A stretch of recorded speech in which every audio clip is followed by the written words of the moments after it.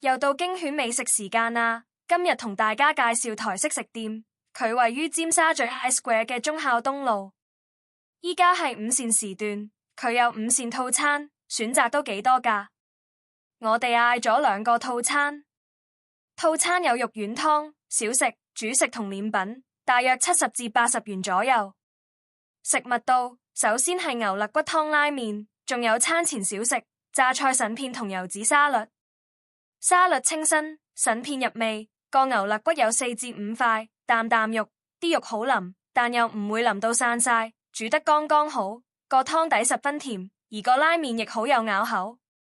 試埋另一個主菜先，係雙腸滷肉飯，佢有台式香腸同花枝丸腸，兩種腸都好好味，但滷肉飯嘅汁太稀，太多水。